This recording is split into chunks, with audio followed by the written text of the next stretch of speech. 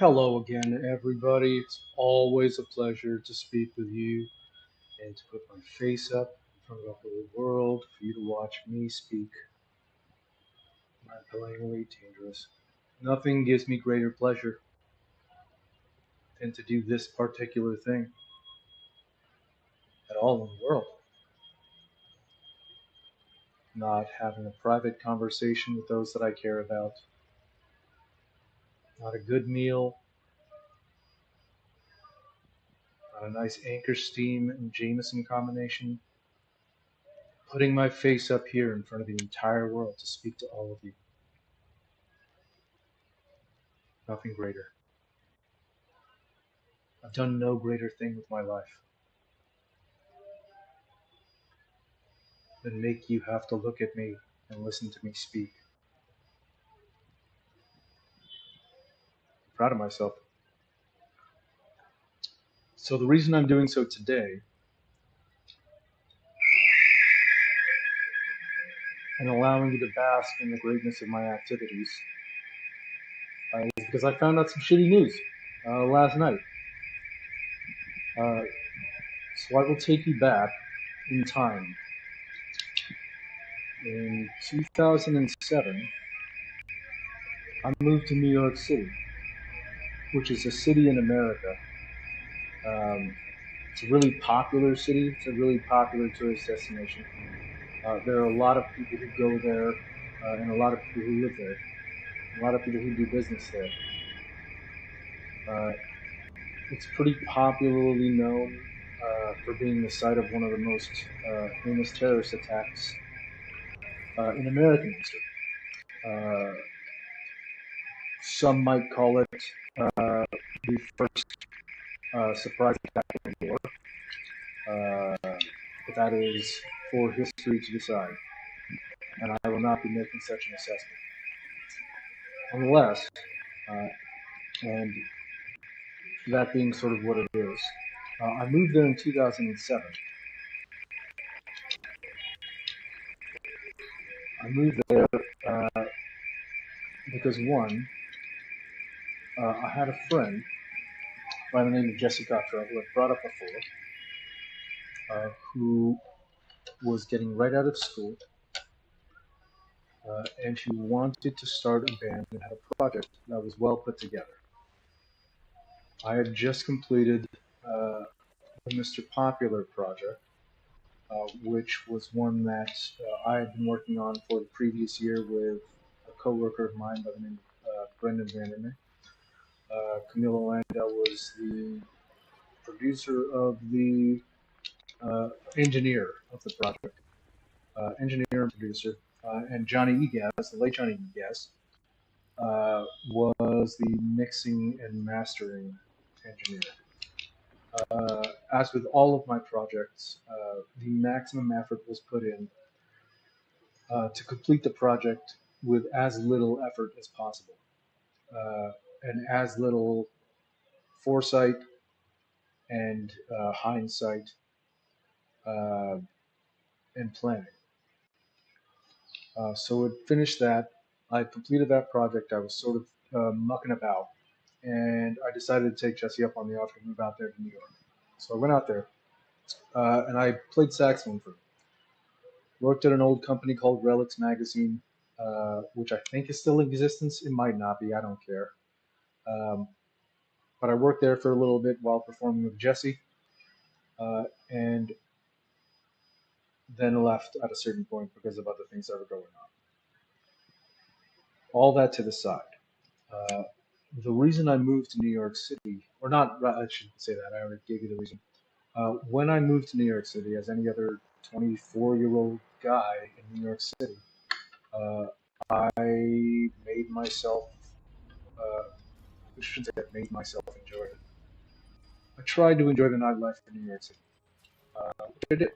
It's an interesting place.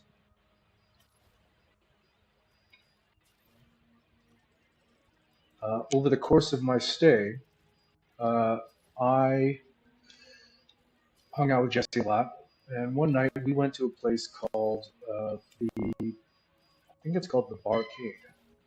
What it is is an arcade, like an adult arcade with video games, and arcade games and pulling one out. Uh, and it also serves drinks. I don't remember if it was called the Barcade, but I'm pretty sure it was called the Barcade. And I'm pretty sure the reason it was called the Barcade was because it was an arcade that had a bar. Um, Again, I don't know that because I don't know the owners, but I assume that's what it was named to attempt to convey to people. So I went to that barcade with Jesse and a couple of friends that night, and I ran into a guy uh, who later uh, put out a bunch of dubstep records. Introduced me to the genre of dubstep. A guy by the name of Jody something or other. I can look it up. Either way, he went on to release a bunch of records under the name of Hellfire Machina. I have no bad things to say about their music. They were kind enough to allow me to speak with them and hang out with them while they were doing their thing, trying to establish themselves uh, in um, in New York City. Uh, and on that night, Jody Shires uh, mentioned to me that he was opening up a night over at a bar called Supreme Trading out in Williamsburg that I don't know exists any longer. And uh, he knew of a bass player who was performing there and opening up the night for them. And he said to come out, check out the bar, check out what they had going on, and meet this bass player.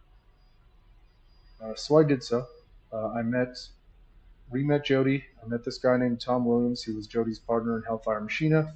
Another English bloke. Jody had one of those like Cockney accents, and Tom had one of those like Prince William accents. I don't know anything about England or what it's about. I don't care. I just know that dubstep was what they played, and I fell in love with that genre of music there. And I thank them endlessly for that, for introducing that into my life. Uh, they also introduced into my life this bass player, a woman by the name of Kavan Savoy, who was a soul singer, played bass. She played me a few of her songs while I was over there, and I listened to her music, and I liked what she had going. She had a lot of soul. She had one of those like raspy Michelle and cello voices. I don't know how to pronounce that. Uh, it's not really my genre of music, uh, but I liked what she had going. She had a beautiful voice, and she had some great songs. So I started to play with her for a while, and I got to know her. And she was a beautiful person to me. Uh, it's not a difficult one for me to acknowledge. She's a beautiful woman, and beautiful black woman. Played bass, sang soul.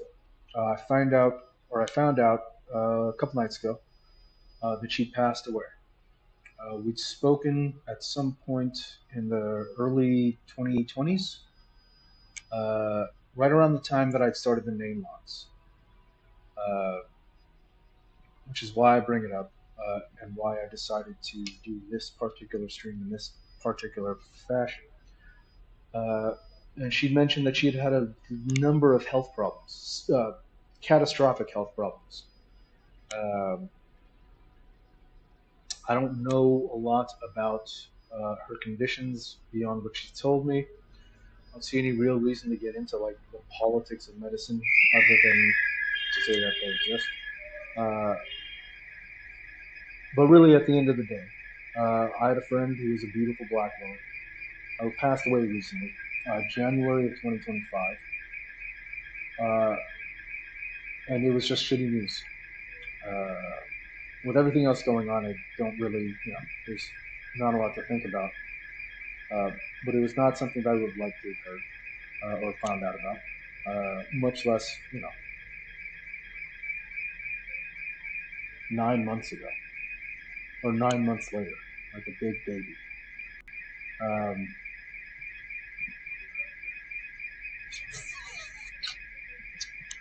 When I last spoke with her, she had mentioned that she was hoping to get something together.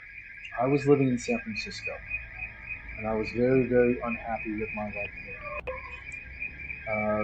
The situation with my being a member of Native Intelligence created a significant degree of issues with me walking around my own hometown and using my name to introduce myself to people that I don't know, and apparently don't know who I am either. Because of that, again, didn't do much, stayed home a lot,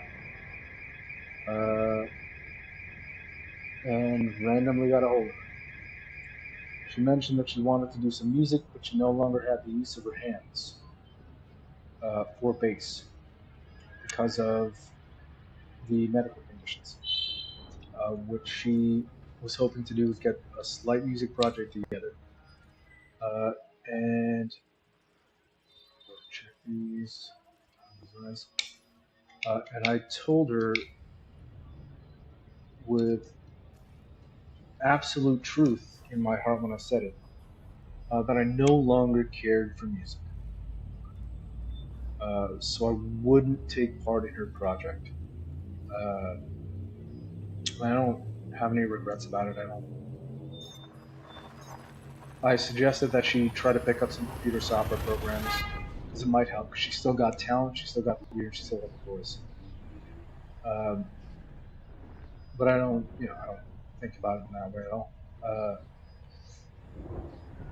It's just sort of a funny thing for me to say to someone at a time when I really don't and still don't really care about music all that much. It's just like this thing that I do. I make jokes about pimping out people's music all the time as a DJ, and I will continue to make those jokes because it's funny to me.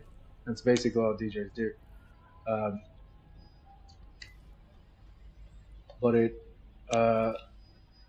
was something that I thought about essentially during the entirety of the course of making the Nain logs, because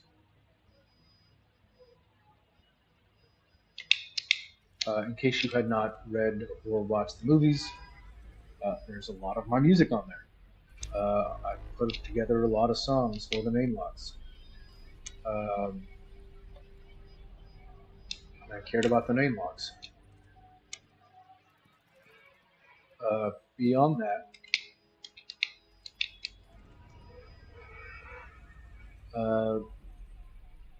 there wasn't much going on in terms of communication. In terms of communication about music, about her project. I moved out to the East Coast at some point. She made mention of me moving over to Baltimore to work with her on some music, um, and that she would like buy me a Barry saxophone. And I was like, don't do that. That is an insane amount of money to be spending uh, for a project that I would be playing as an auxiliary. That's a ridiculous suggestion. Um, but I did not take her up on that offer. I chose to sort of do what I was doing. I moved to New York and remained there for a few months, 3 months, and then moved up to Hartford for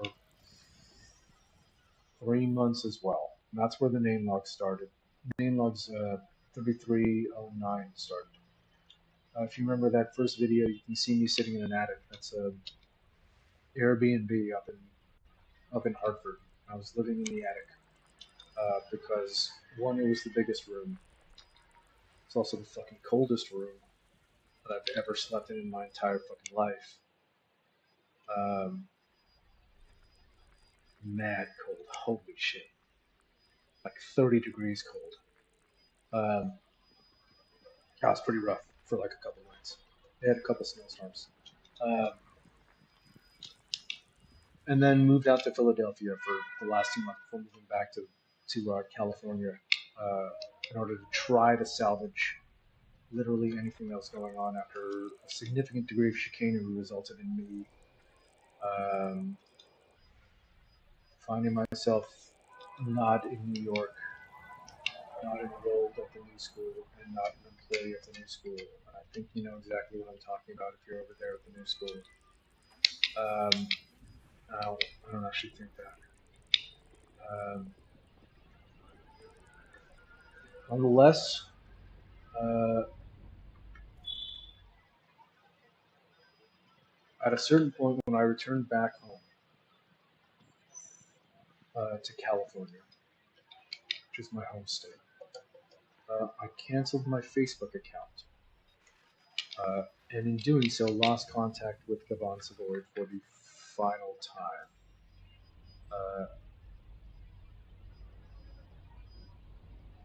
In her time on this planet.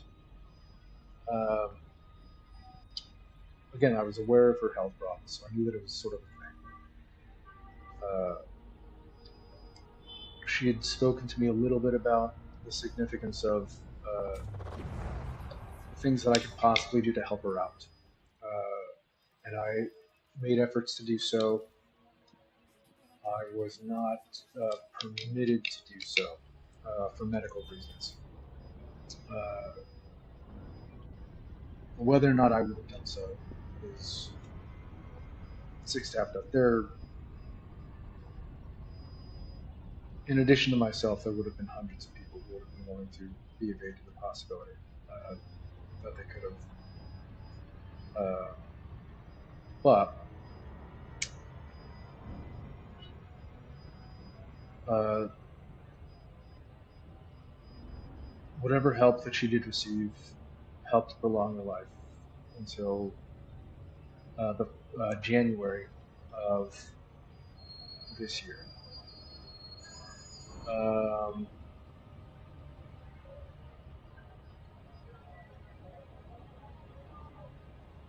and I have any number of memories that I can recount. Most of them having to do with us just hanging out and playing music.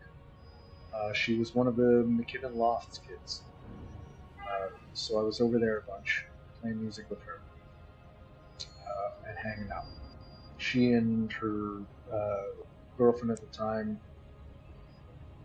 I don't know if they were married. I forget her name, Alexa or something or other. I don't think that's her name. Alex, maybe, but I don't remember. I'm not sure of that either. Nonetheless, uh, she had good time. We had good times. I really enjoyed her company. She was a beautiful human being, uh, and I mean, I don't think this is like a thing, uh, but she seemed to understand my badger-like attitude, and she let it slide off her back a lot. Um, and it sucks that she's no longer holding residence here on Earth uh, in the way that I had shared with her when she was over at Spoon Trading. So I'm going to fly around uh, and absorb some of that beauty that I also see in this game. Um, I don't have any of her old recordings. If that was sort of what was going into your mind, if you were currently watching this, was I was going to play some of our music together. I was going to discuss stories and share photos. I wouldn't do that because I don't have those things. Uh, she's a year younger than me, and she has passed from this earth, which sucks. But I will essentially just fly through the minefield for a little bit. Think about it. I'm going to let myself feel this one in a way that I had not. I'm going to pull myself off camera because I don't want you to wonder why Tom's just flying around looking sad. Oh.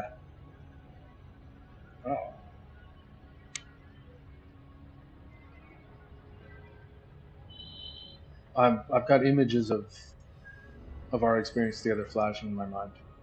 Again, we played at spring training a lot, so I would show up at spring training after work at Relics, right on VL. Um, I'd go home first or do what the fuck ever. And we play a little bit, hour and a half, and then Jody and William, Tom Williams, and Jody and Tom, and what's it, fucking Butterface and Mike, whatever, Mike Hagan. All these guys who are probably doing really great in the music business right now. All those guys are, I'm sure they're doing fine. They were DJing dubstep at the time, and I'm sure they're making it now. Hang out and drink and shoot the shit, enjoy our lives, enjoy our youth, enjoy our relative degrees of health. Over at the McKibben docks, the same, shooting the shit, walking across the street and going to the open mic. Listening to the piano player that used to sing a song that he'd written called Outlaw.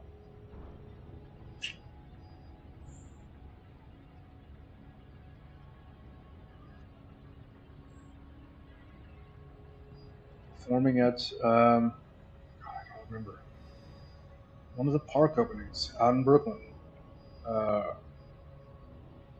Just a little black kid who sang the song from The Lion King. Just can't wait to be king.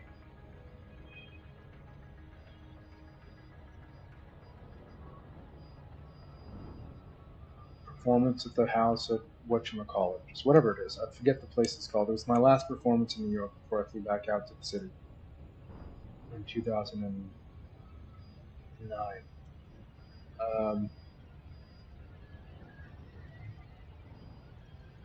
It's a long time ago. It's almost 20 years ago. We're in and out of your lives, and they're beautiful people sometimes. I mean, sometimes you have to deal with me, so don't hold yourself too open to the possibility of greatness and awesomeness. Uh, but yeah, sometimes beautiful people come into your lives, and you know that they are. Um, and then you have to do what your life makes you do, which is an unfortunate reality. And whereas my life is not making me do this, with the time that I'm currently sitting here in Italy, occupying myself with counting seconds on the clock hand, I suppose. I don't know.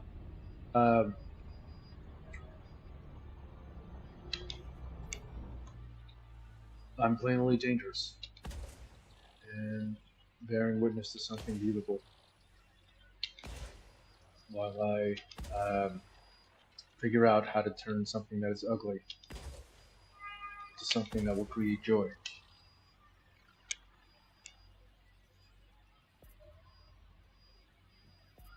Ah, dude, I wish I had the fucking music. I really do. If I'm lucky, I might find it at some point. And I'll put some of that stuff up here. I hope your day's fine. It's a Sunday in America. And also everywhere else. Except for Japan, I think, at this point. Maybe Russia. I don't know time zones. So it sort of just is what it is.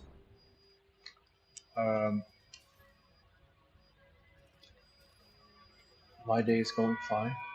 Uh, as fine as days go, while I am what I am, where I am, where I am.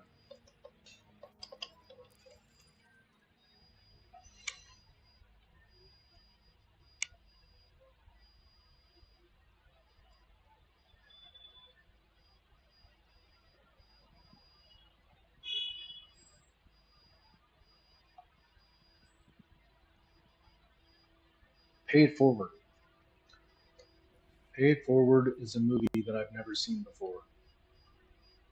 and that was given to me for free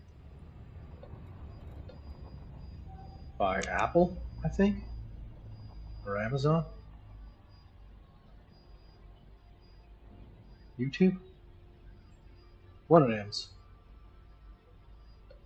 It's a Kevin Spacey movie, which I've never seen. I know you're not supposed to judge a book by its cover, or a movie by its title, so I won't do that. But what I will do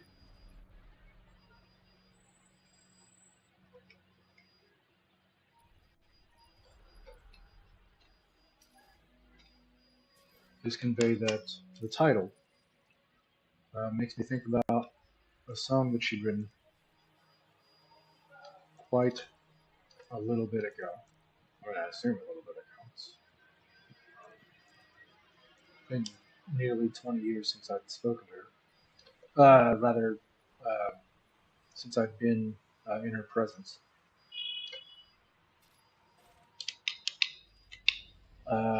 And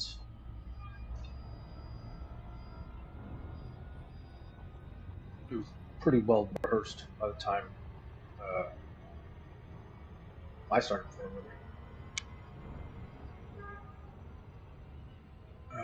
She had a good name of the song, Sweet Pea or something. I don't know if it was Sweet Pea. I don't know if that's the name of the song. There are people over there in Brooklyn who are probably just Brooklynites. Yeah, you know exactly what I mean. Who are who have a more recent memory of her. Probably have a more recent memory of the songs that she used to write and the songs that she used to perform. Uh, but when I say that she was a beautiful person, beautiful human being, I very much mean that. In the messages that she had attempted to convey through music, and just her overall way of being as well. For all of you who know my music, I'm not rarely am I don't have a message. I'm not one of those artists. I mean, it's been a long time since I've been like serious about music as a career choice. Um, Probably back then, uh, but uh, my lyrics were never. I don't have a message. I was telling stories. I was conveying feelings and thoughts, and trying to produce moments. Um,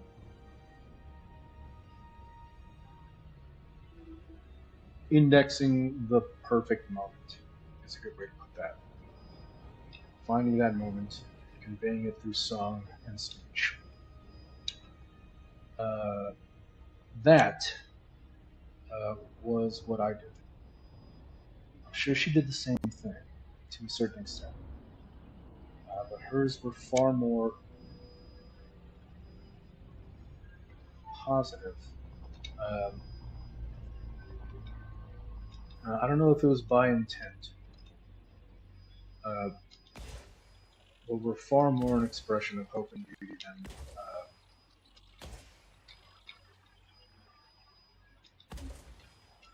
than anything I'd done prior. Uh,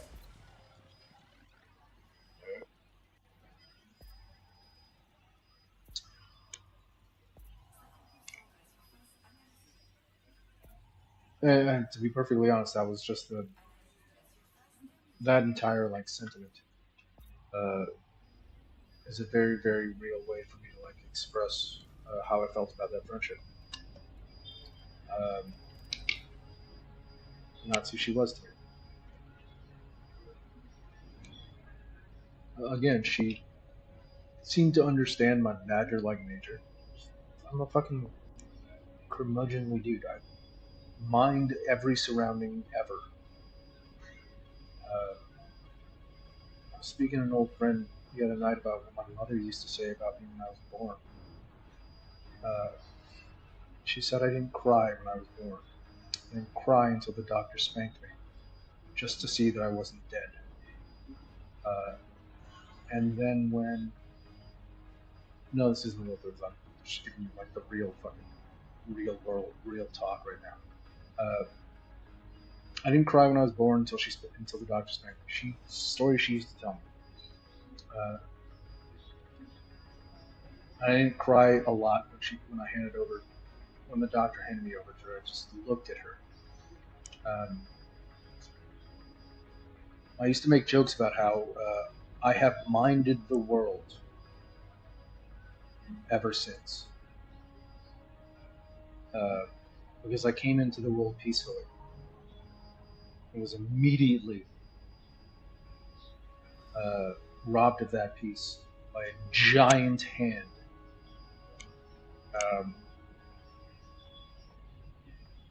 The joke in and of itself is like a particularly solid expression of who I am, well, how I see myself first. And I think I behaved in her presence, which she understood and she accepted, without anything more than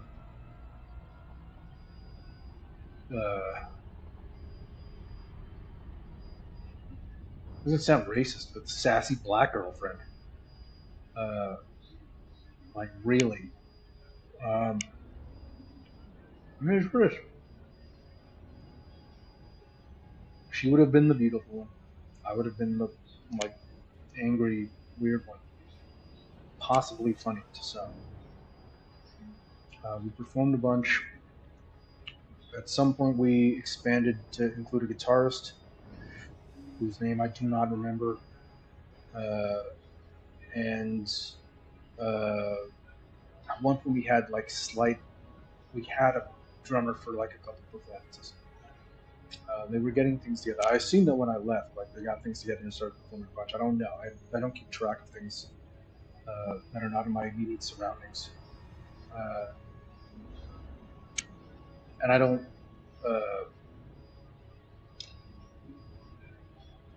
the people that I have tended to flock towards are those that keep me busy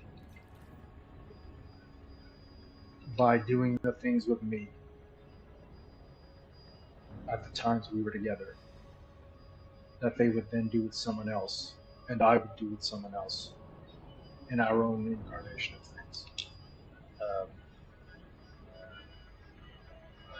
So busy people get with each other and they do busy things, and when they're not together and they're busy.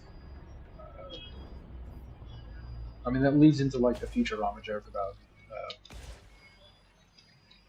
Ender selling his firstborn son to a robot Lucifer in order to enact war against humankind. I haven't done that yet. I don't have a son, so I can't. It's not to say I wouldn't. But yeah, I mean, people drift apart, and I'm glad to have shared those months, year, hanging out with her and speaking with her and getting to know her and getting to know someone that's different than me. I mean, there are a lot of people I can talk about who I met in New York. I don't care. That sounds horrible, but it's just how I really feel inside.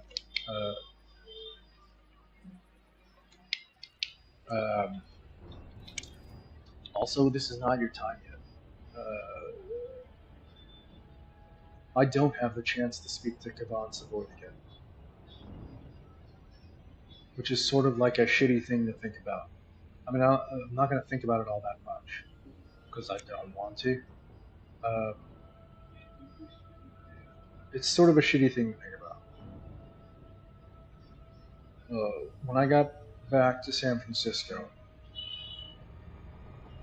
after my first stint in New York, began performing with a reasonable degree of regularity. You'll find some of the videos of me performing on YouTube. A lot of that stuff from the Cafe Bazaar was like super raw. Charlie, Rob, Dave, we did a few rehearsal sessions and then we'd start performing. I was doing open mics and all that stuff and keeping relative close contact with her. Shortly before I stopped performing for reasons having to do with just not wanting to waste too much more time, not wanting to waste too much more of my fellow performers' time without pay, without being able to get gigs. We had planned to meet in San Francisco. Fortunately, our paths did not cross there. And then there was a 15-year absence from one another's presences. I've spoken about her on numerous occasions. But beyond that, she lived her life, I lived my life. It's been 20 years. 20 years worth of life. Full of life. There's no better way to put it. It's just what we did.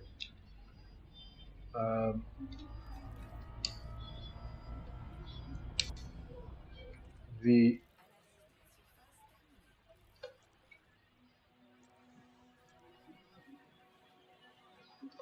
times that we share with people. Look at me speaking about fucking cycles of life. Because I'm not a purveyor of the soft sciences. I'm a listener to Andrew Bird.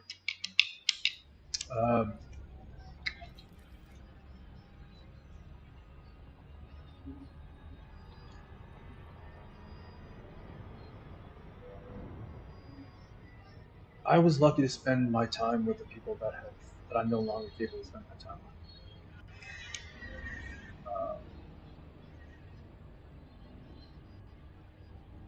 I have long-time friends that I've known for 30 years. That's a horrible thing to think about. Whom I can't stand for the life of me. They make choices. They become ways. But we just sort of know who each other are. We grow comfortable with it, and we choose to ignore the qualities we don't like when we have the opportunities to do so. Because they're the people. They're the people that we are choosing to spend our time with.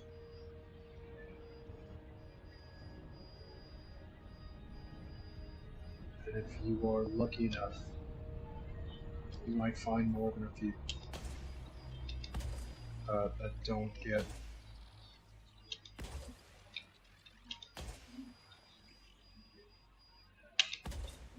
you lost.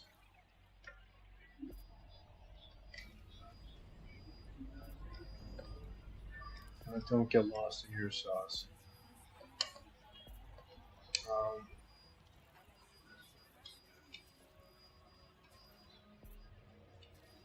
Lance Lloyd was one of those people who I do not regret spending my time with. Whose sauce never lost me. And who, in spite of massive disagreements on a number of different things,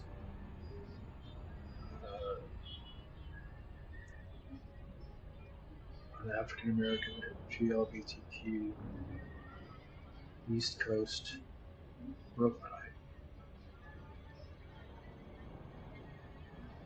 and a heterosexual cisgender Filipino American male whose apparent agreement with the progressive movement has never extended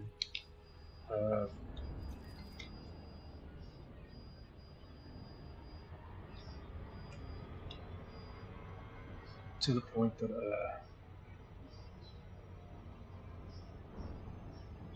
we would accept our mutual wants and those that are non-mutual.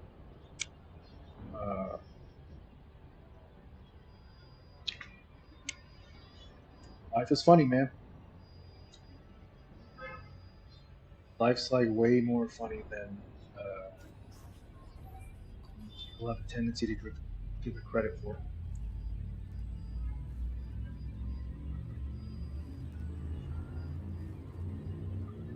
I'm looking for a planet set of planet rings to fly around.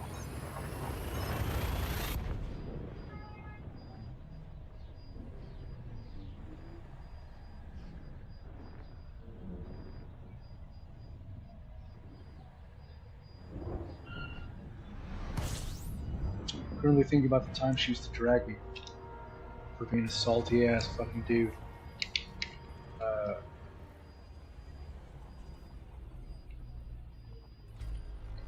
It's one of those things.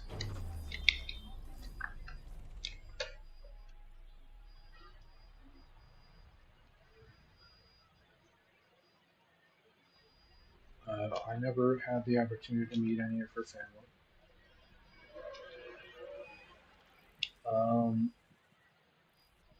I never had the opportunity to meet friends outside of the Brooklyn. Um,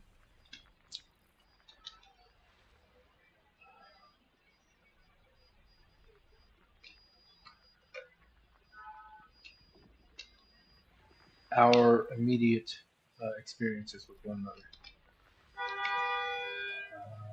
And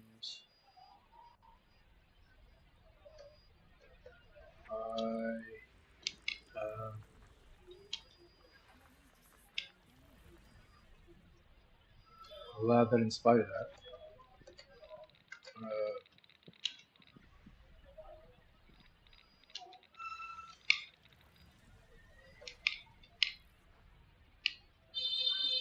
she had the support of others to the extent that when we did finally reconnect, she was not in fear of her condition. She was not angry about it. I mean, she's probably angry about it, but she had not succumbed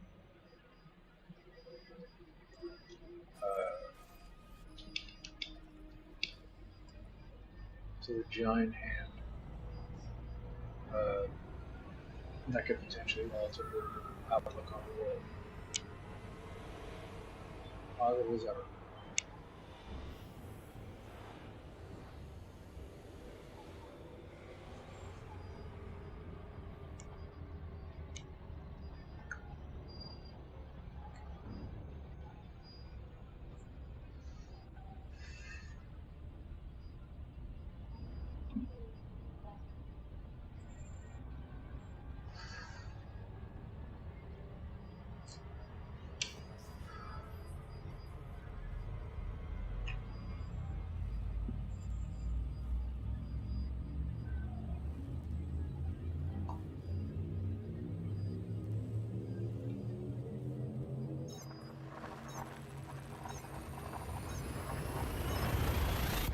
Blues. I'm thinking about rhythm and blues, R&B, which is which again was the genre in which she R&B and soul, which is the genre in which she worked as a musician.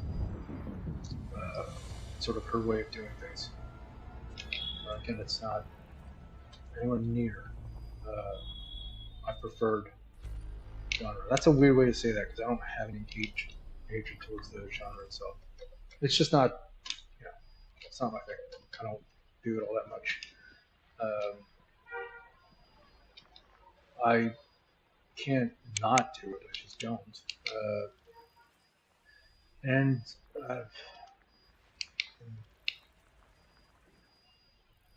with the exception of what she allowed me to do through the vehicle of her music. I just find solo sax to be a little.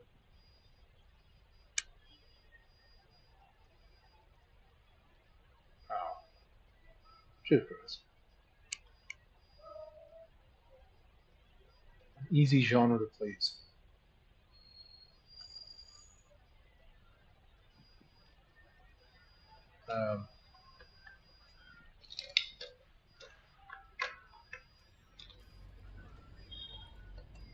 I could make a bigger stroke right now, but I won't. Um,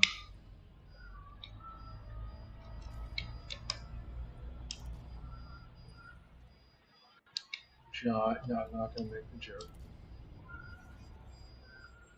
I think you know where I'm going with that.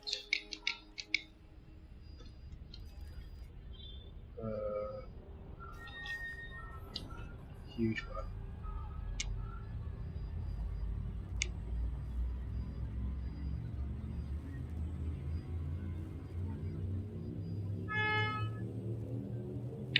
Niners are playing the Cardinals today. I'm going to drift for a while. Niners playing the Cardinals today. Brock Purdy didn't start in the game. Mac Jones is going to start his second game for the Niners. Played pretty well last week. Good numbers, great numbers. Unfortunately, I don't have access to the game. I don't have days at the moment, so I can't watch the game here in Italy. But I can follow on ESPN and any of the game casts that are on. So I'm watching the numbers. As I said, Mac Jones had a great game. Completion percentage wasn't like fucking stellar, but he got the yards. Got the yards and he got the touchdowns, which are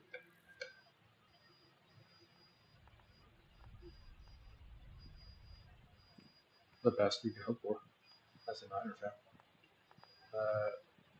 Christian McCaffrey's struggling through 2 games. I wouldn't say he's struggling. He had a 67-yard game first game, but he also had a bunch of fucking receiving yards. So if he's getting total yardage, could care less if he wins a 44-yard game. He's bringing in 120 receiving yards.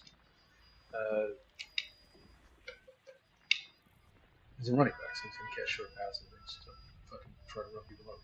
That's for us. Juwan Jennings is out. George Kittle's out. George Kittle's pretty upset.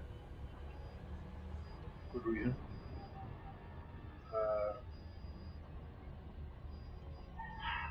Doesn't want politics on the field.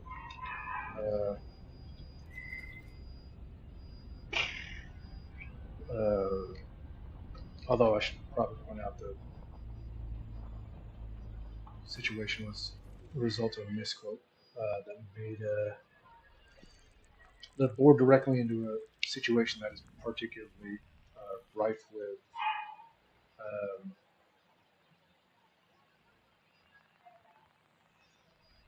indelible insensitivity.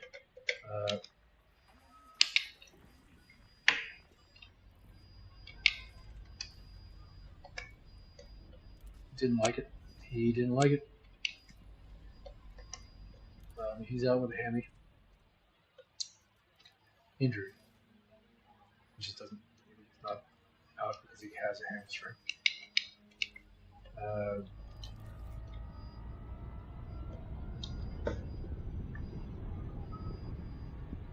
As a Niner fan, it's an interesting thing to watch. The George Kittle situation in particular. He didn't make the comments. They randomly attributed a comment to him about the late Charlie Kirk, who's a speaker who was assassinated there. Jesus Christ. That's where I'm at. Assassinated in America recently.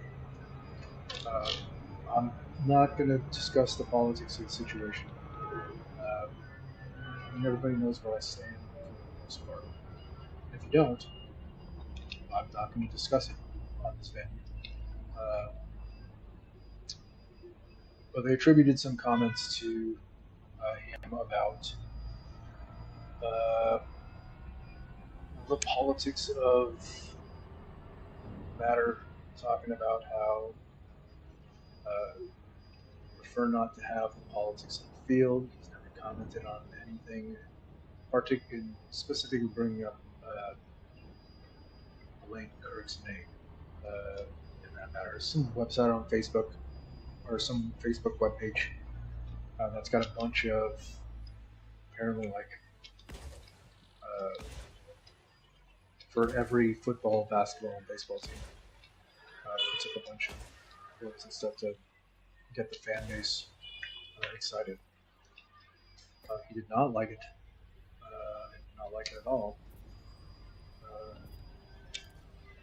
They made that clear, or apparently, or has been reported. As a Niner fan, it's interesting because we lost uh, a young starting quarterback to political controversy not too long ago. Although, if you really think about it, it was that long ago. About a decade. Um, Colin Kaepernick, if you guys know the story, he's a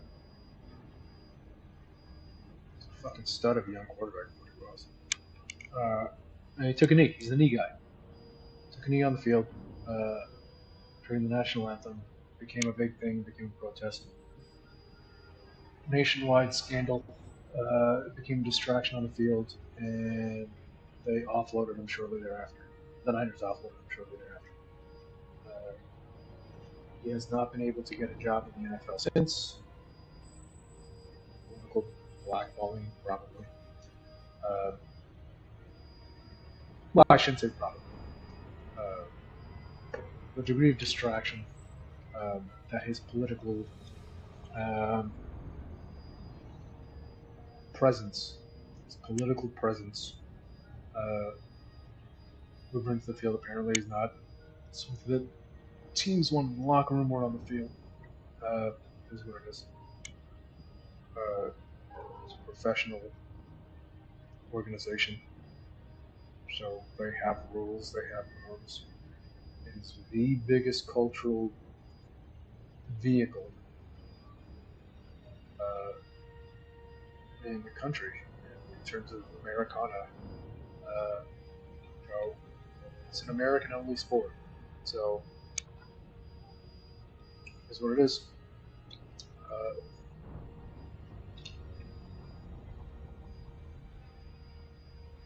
Colin Kaepernick recently in the news. Uh, I don't, I'm not following the details of this, but there was a student who was found hanging from a tree, uh,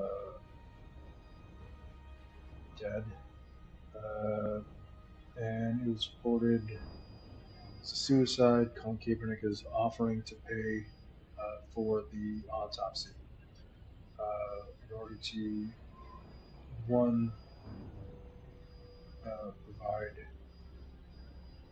further information about the circumstances surrounding this mysterious death, um, and to possibly get any of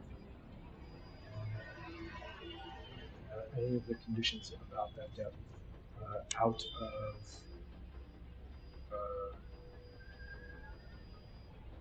the public's consideration as false. Um,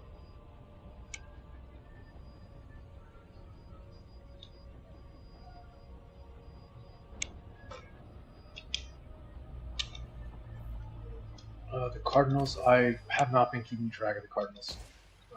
Are they playing the Cardinals this week? I don't know. They're probably playing the Cardinals. Give me a second. I do know it's the Cardinals. Uh,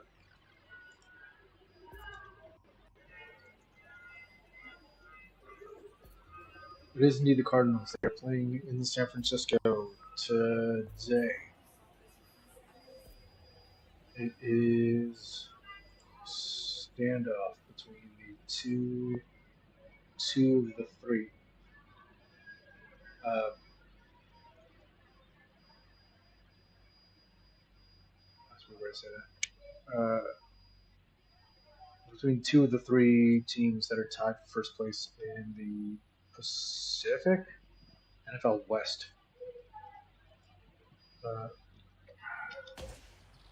In the NFL West. I don't keep track of the Cardinals.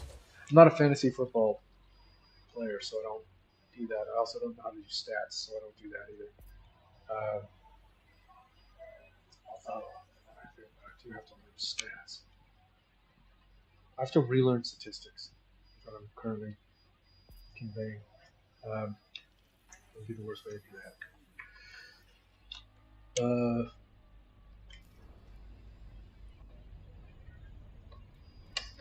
I mean, there's a huge elephant in the room. There's no reason to discuss it. I already have discussed it.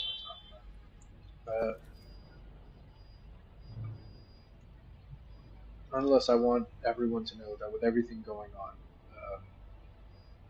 I do hope that the Niners leave the Arizona Cardinals demoralized to the point that their season falls apart. It's nothing personal. It's just a completely football-based hope.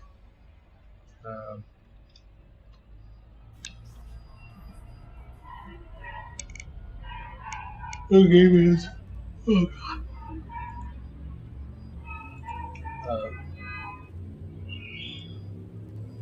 The game starts at 10:25 p.m. time, probably with in Italy. Does that game start 9 hours later in the day than when we're in San Francisco or anywhere on the West Coast? So I will track that. What time is it? It's 1951. I think 3 hours or so.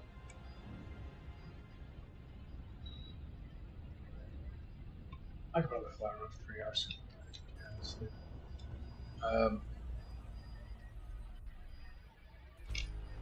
The main logs is zero core. The zero core story run, I don't have a name for it yet. Like a fancy name like the main logs.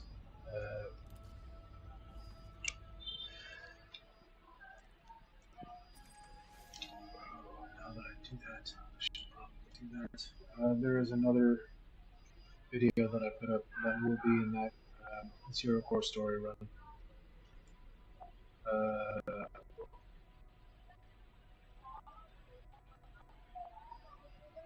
I don't have any real need to discuss the matter. It is what it is. This is.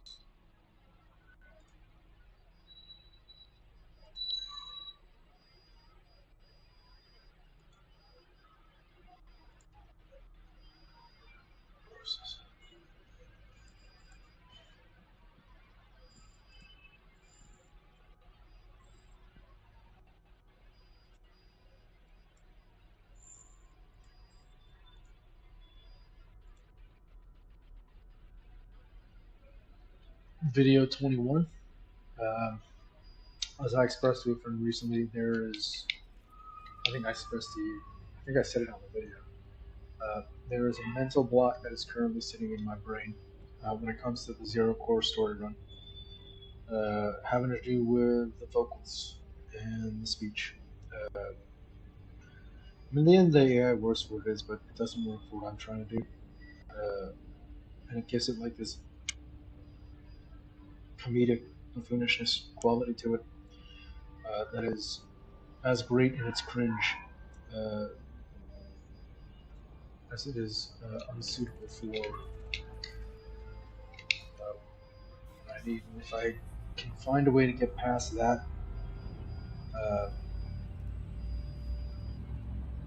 I might be lucky enough to be able to bring it into a realm of camp humor that there's nothing wrong with. It might make it a little easier to really start to fucking get the ball moving. I don't have enough of a connection to it at the moment. It's not rooted necessarily in a single character's uh,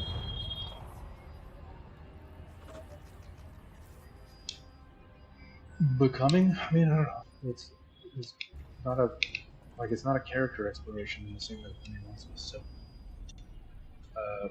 my observation of the beauty of this character is no longer uh, the main animating factor um,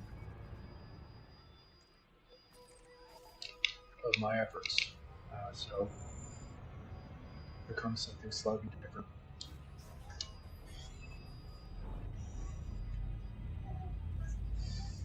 I can only assume that had I stayed in New York to perform with Yvonne, she and I would have joked around about that particular matter probably quite a bit more than would have been deemed appropriate to some. Uh,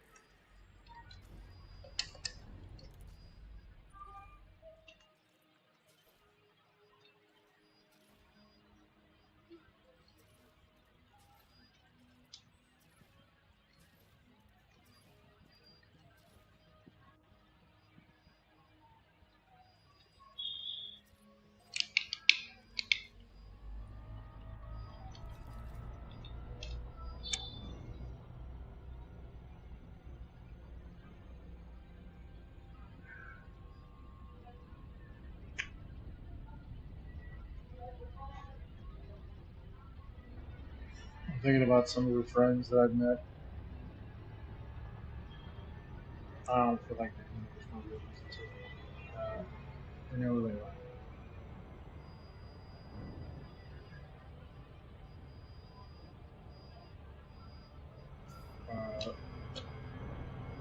The reason I named those two is because they were uh, the Hellfire machine guys. It's because they were very literally the catalyst for our meeting.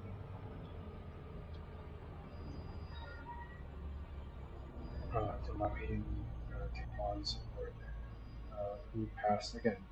The reason I'm doing this right now. Found out she passed away in um, January of this year.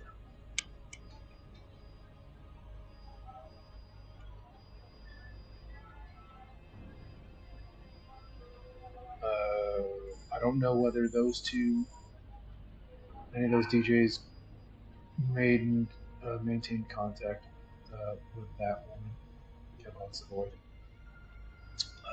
But that is indeed uh, what I've found out about a couple nights ago. Was that bass player, uh, Kavan, that we used to hang out with over Screen Trading. And the bass player I used to hang out with, play music with, outside of spring trading has indeed passed away from medical related conditions.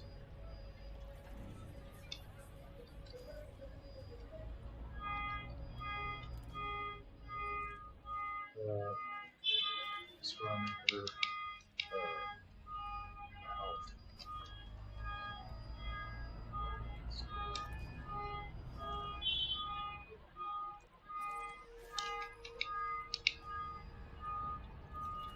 Indeed, I don't particularly have fond memories at this point,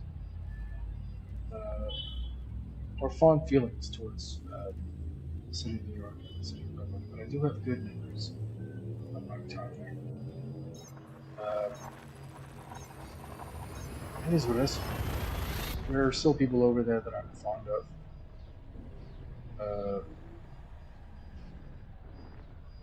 I enjoyed a long conversation I had with an elderly black gentleman in a bar, in which we discussed the nature of football and love. It's just a place. It's a place to be amongst other places on Earth. Has its own spirit, has its own feel.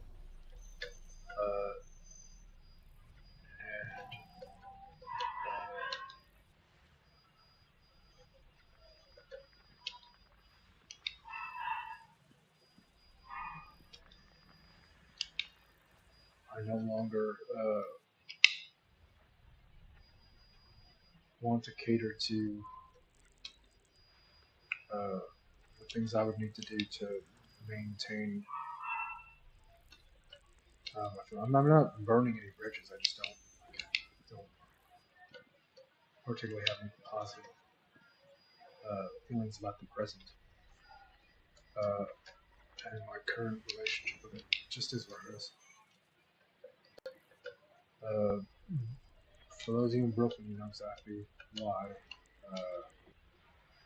Stop front asses.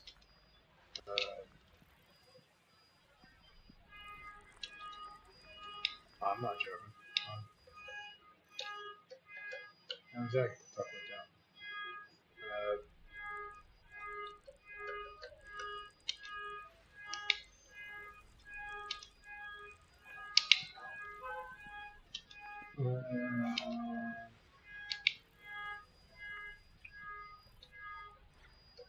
Nonetheless,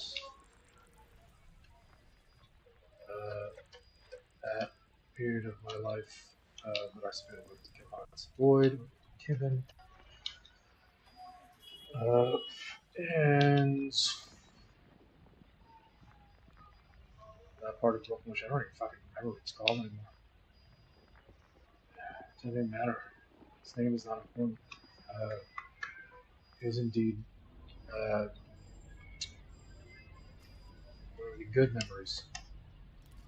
Some of the good memories that I have about the place. It's just a fucking place, man.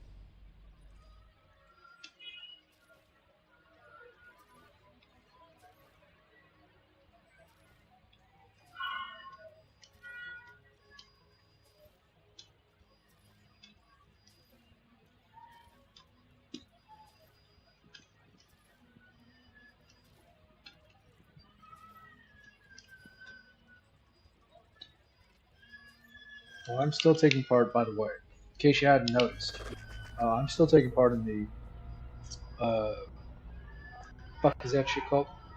Community goal. There's a very particular community goal that's going on. You all know or don't. That should be wrapping up shortly. 15 hours and 56 minutes. Still in top 50 with 266 reports. I assume that there's going to be a massive influx of reports closer to the deadline, because that's sort of exactly how this particular one would be best served. If I'm honest with myself. So I'm going to continue to scan these rocky bodies, but when I find like a good set of ice rings or rocky body,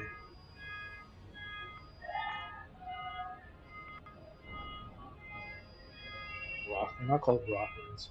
I guess they are called rocky rings, aren't they? I will just cruise around for a little bit. I'll let myself think again about this beautiful human being that is no longer with us, and really more importantly for me, uh, no longer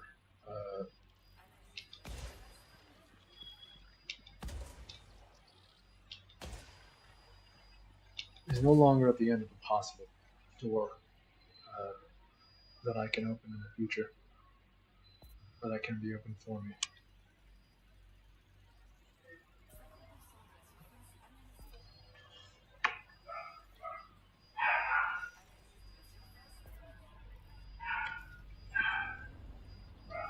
Some of them staying. Some of them staying.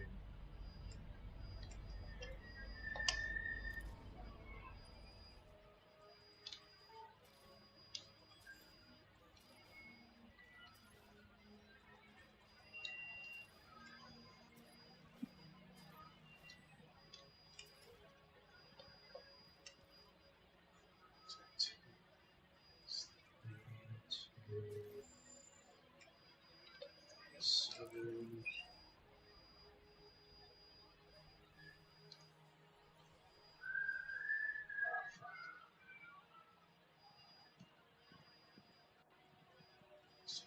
5.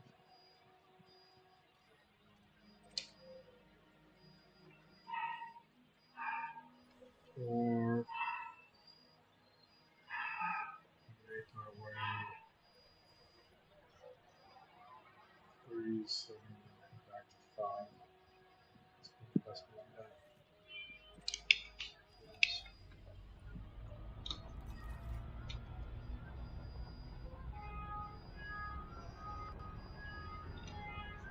I feel like the game's super quiet. I'm monitoring it, but I can't tell how loud it is in comparison to anything else.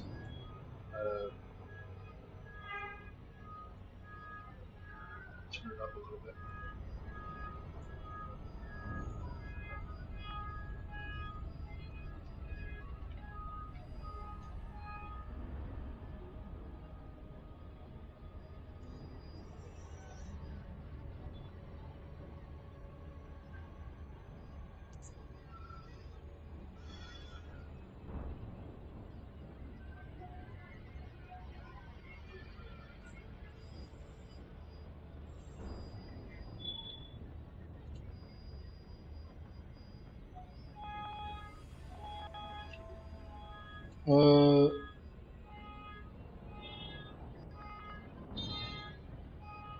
If I could turn back the clock, no.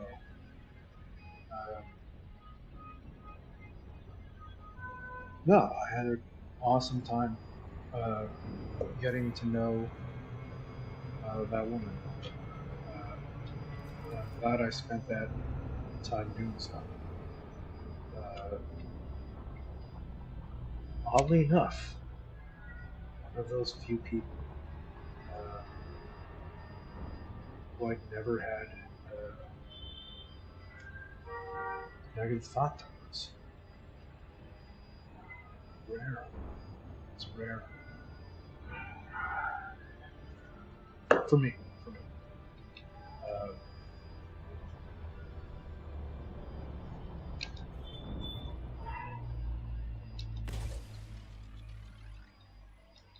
I mean, like I said, like a lot of people carry the taint of that giant hand.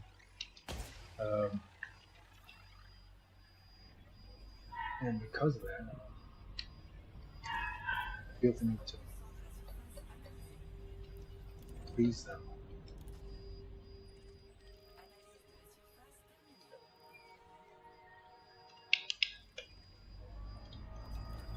But yeah,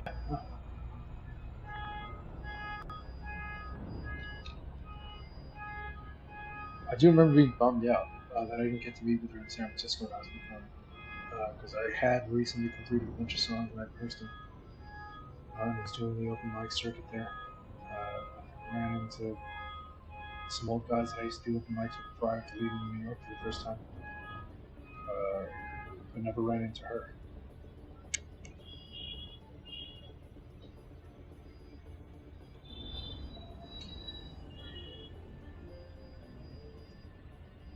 Times they change.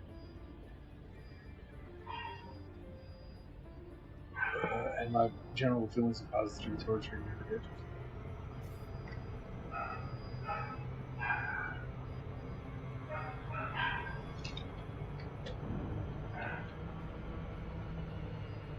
It's always nice to have like a fucking black girlfriend in your life.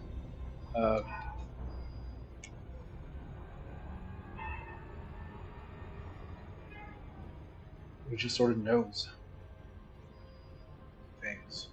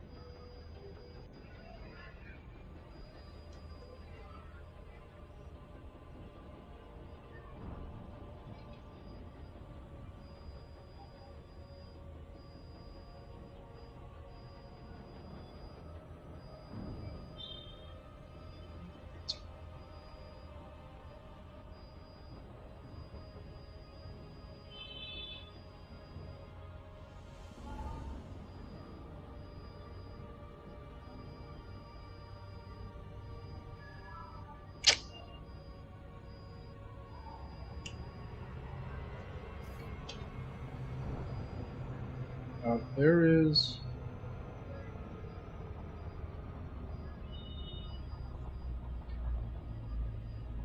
a poetry collection. My sister left me when she went to where she went to. Yes, I do have a half sister. Come and fight me.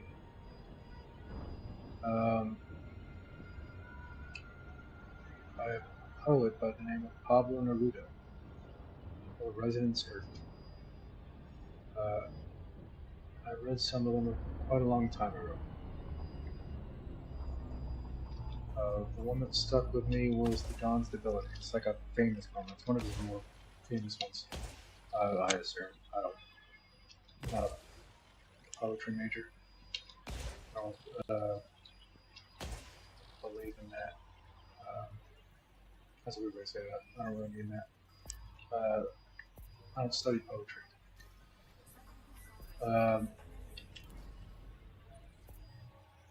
It is about, or rather, it was written by this guy Pablo Neruda, who was a Spanish diplomat who took a duty station that was incredibly isolating to him. It's a bunch of poems about his isolation and his dissociation with the things that he believed life were about. It's one of the things that has been resonating for the past couple days since I found out about her passing away. Because again, I'm in Italy for reasons that I've already discussed. I don't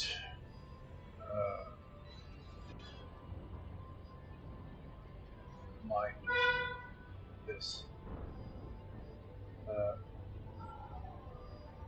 as much as I mind a great deal of the taint of the giant hand.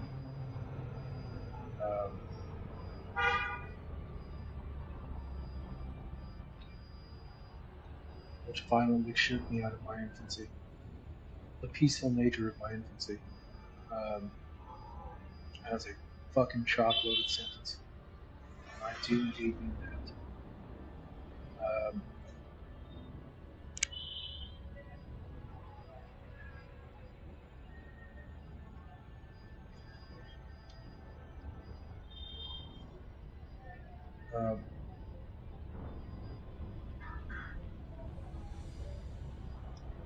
But I do not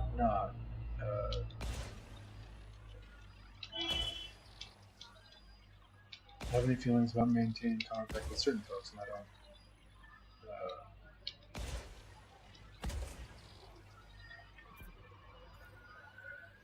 make that a huge secret. But it is a very different, it's just very like,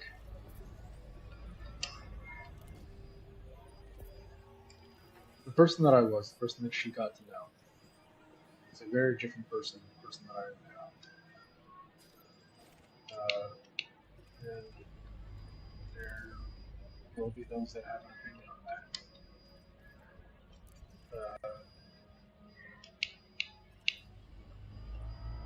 That's perfectly fine.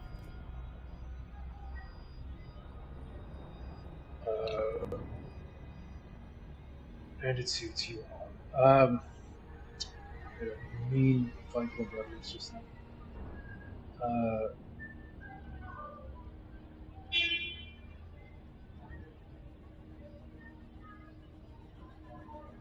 Again, I don't.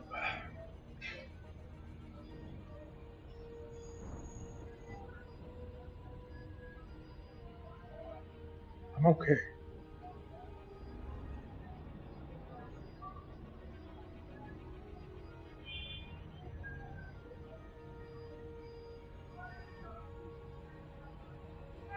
I'm probably mentally and psychologically injured, which is like a military designation.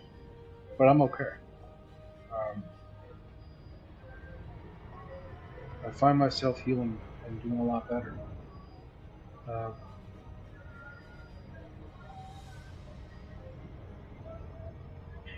In the way that I am now. And not exposing myself to the taint of the giant hand.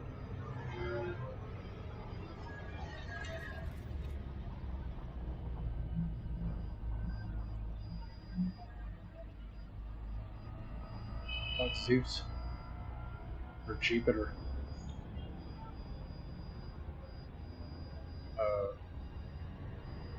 From the Avidian tales of Metamorphosis. Disguised himself as a man. And walked amongst humanity to find the taint of his arch nemesis Lycan. And he chose to destroy all of mankind.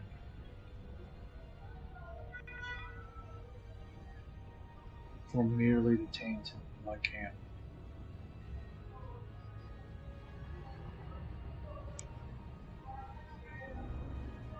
Only to have mankind spared at the end.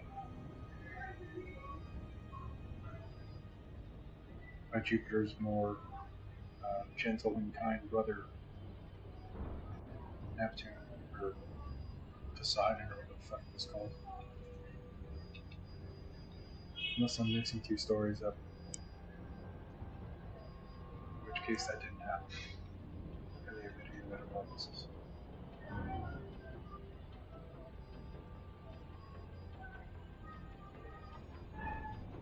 Oh, it's an important that is the story. I wrote an essay about that.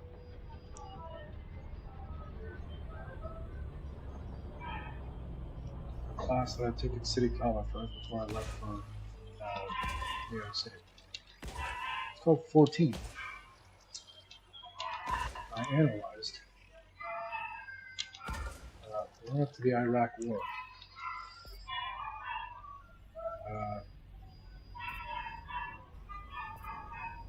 the use of literary alliteration.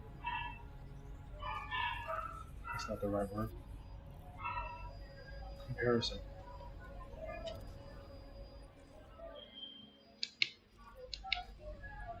To that story of what's his face?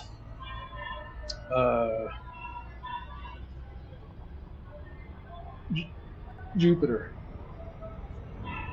speaking to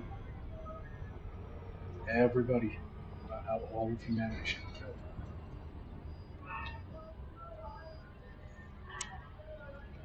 killed. I was fucking 22, 21. My thoughts have changed on the matter significantly. It wasn't a religious objection.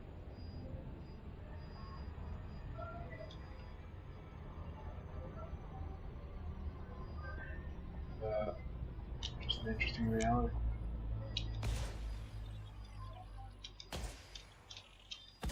Interesting aspect of reality, excuse me. Confuse the ants.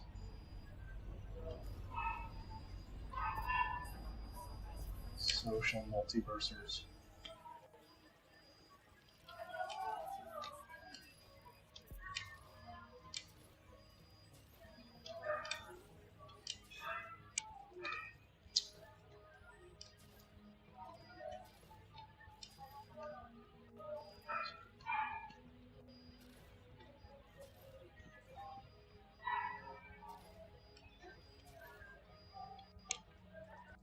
Fuck, that's too far. I'm not gonna remember.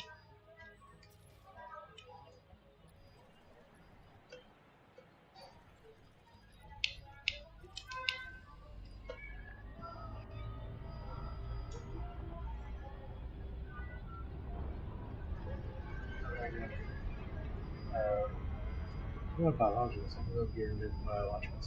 I won't do that. This is not a particularly science-based stream, as you can tell. As I mentioned, I was doing this because I was thinking about something, about someone. So that being the case, it's a bit of an introspective one, which is why I was hoping to do some flying. Commander Blue Crash, being the consummate cynic artist that he is, has a video of his character, Commander Blue Crash, conducting a conversation much like this. Thought it makes me laugh. After comparison. Bit of an introspective moment for myself. So that I can try to call to mind some of the better ranges that still kick around up top and in my heart. This one comes to, for the sake of the memories.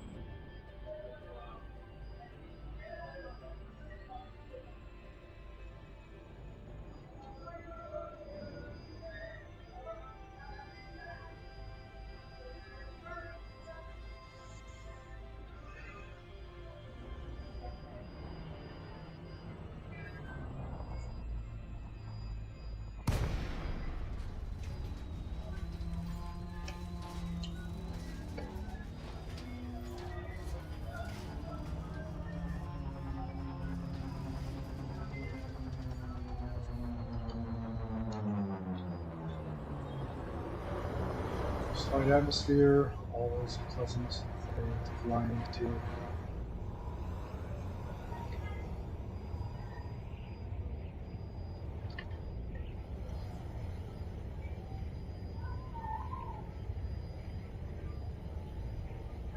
don't know. I don't know if this is part of the game or it's part of what's going on in my actual headphones. There's the slightest whisper of wind going through my headphones while it's being through the chat. Never noticed before. If that is design, sir, I applaud you. That is indeed part of the game. Sir, I applaud you. Yeah, that is fucking beautiful.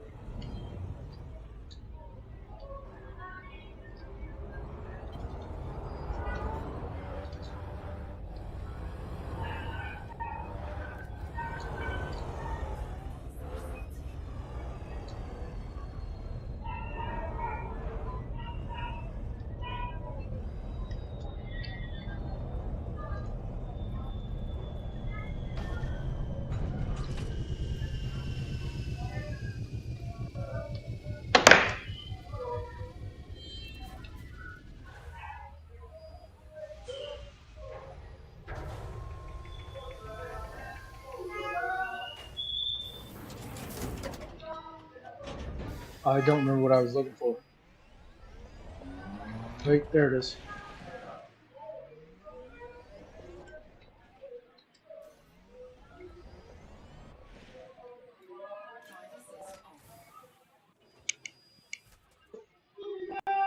Apparently there was an update in the game that made it so that I can... Apparently there isn't.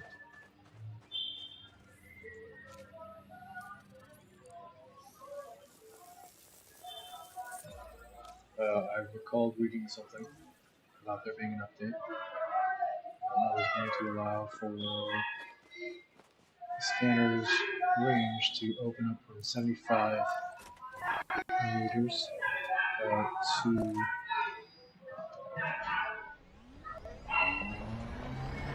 750. That sounds like an extreme amount. I don't think that is correct. Someone playing the saxophone.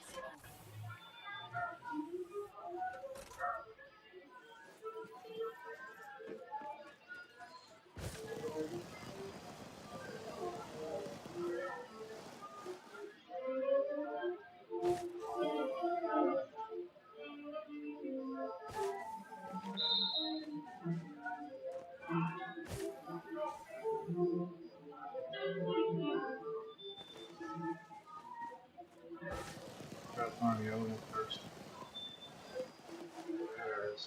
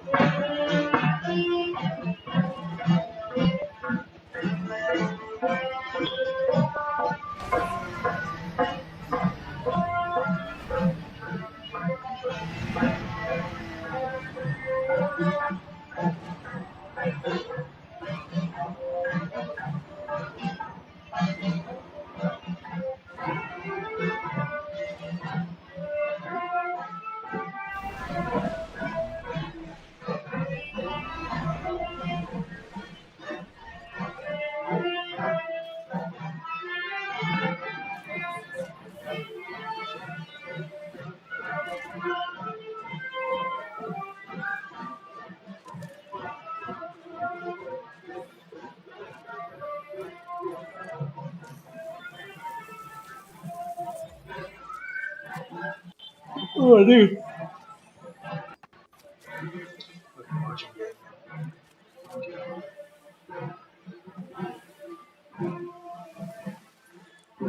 All of that stuff.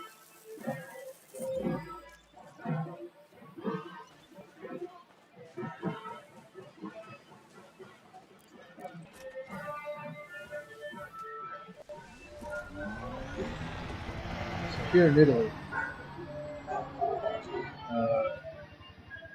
apparently it is a thing with marching bands, small marching ensembles, to make their way through town to celebrate some town holiday or National Day of Remembrance.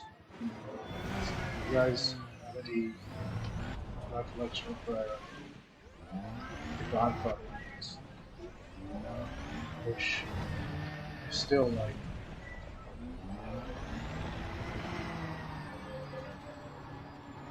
if I remember correctly, an offensive stereotype of Italian Americans. Uh,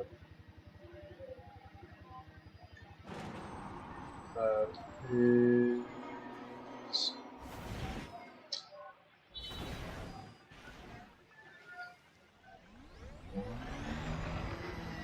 similar to that scene I was walking around with Capellani, when Michael Corleone was walking around with Capellani meeting after their marriage. And Capellani, of course, was his wife. Michael Corleone. They met in Sicily and then subsequently married. He was killed in a mafia hit at the stolen car.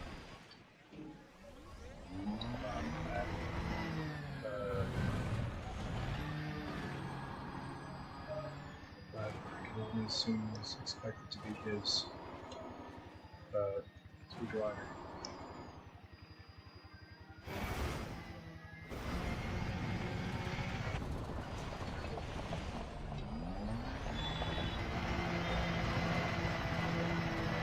Work shield. You guys know what fucking happened to me? Damn man. That was a letter. I mean, she was in the guns, but I say that.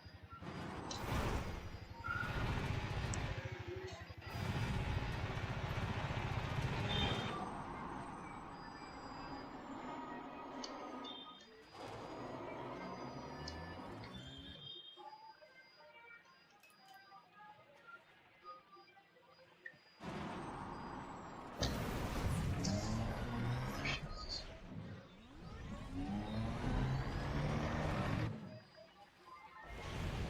Lord.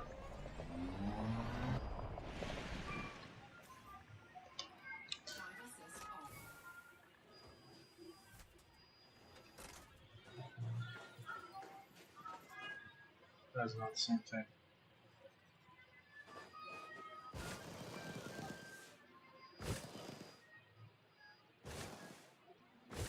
This is the fungus.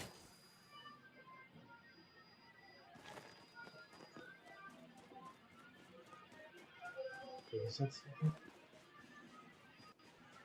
I don't remember which sample I got sitting here.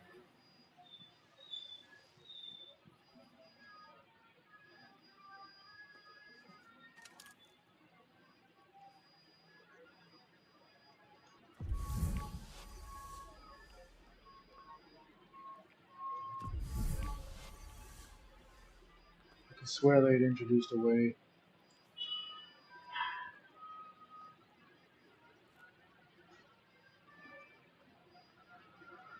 Okay. What else that you had? You deal with that?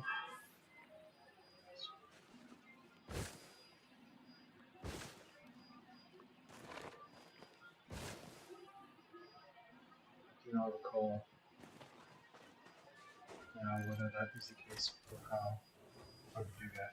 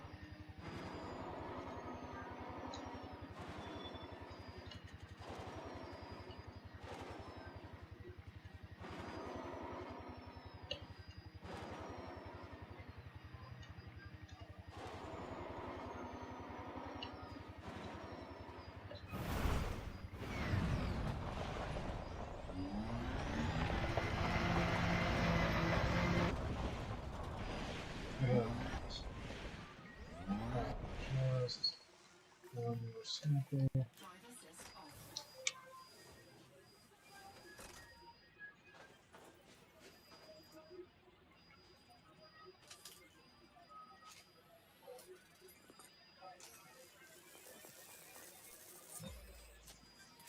I'm going to take a break real quick. Let's set you up with a nice view to watch while that day would have questions. I don't know if that's a bug.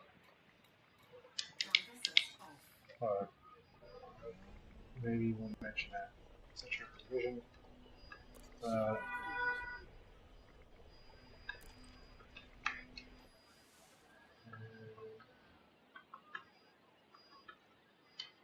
Set your oh shit.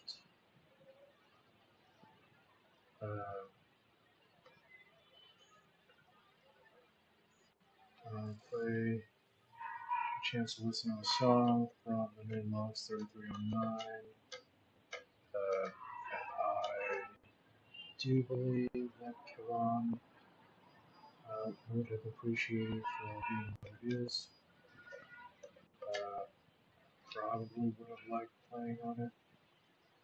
Would not have been unwelcome to do so. Maybe circumstances far different than they are.